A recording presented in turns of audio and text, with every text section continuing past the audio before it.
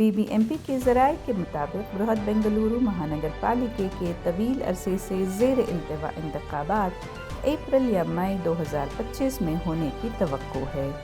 یہ انتخابات کئی سال سے قانونی مسائل، حلقہ بندیوں میں تبدیلی اور سیاسی وجوہات کے بنا پر ملتوی ہوتے رہے ہیں، تاہم ریاستی حکومت پر بڑھتے دباؤ کے تحت انتخابات کے انعقاد کی کوششیں ہو رہی ہیں۔ حال ہی میں مہاراشٹر حکومت نے بھی اپنے بلدیاتی اداروں بشمول برہمن ممبئی میونسپل کارپوریشن BMC کے انتخابات کا اعلان کیا ہے۔ اس کے علاوہ سپریم کورٹ سے دیگر پسماندہ طبقات یعنی OBC کے لیے ریزرویشن پر جلد فیصلے کی توقع بھی ہے اور BBMP انتخابات کا عمل تیزی سے ہو سکتا ہے۔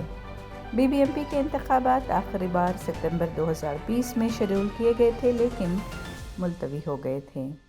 ذرائع کا کہنا ہے کہ کرناٹک حکومت اسکول اور کالج کے امتحانات مکمل ہونے کے بعد اپریل میں انتخابی نوٹیفیکیشن جاری کرنے کا ارادہ ہے۔ سینئر وزیر آر راملنگا ریڈی نے بتایا کہ گریٹر بنگلورو گورننس پلان کے لیے تیاریاں جاری ہیں۔ BBMP انتخابات اس بل پر منحصر ہوں گے جو اسمبلی میں جلد ہی پیش کیا جائے گا۔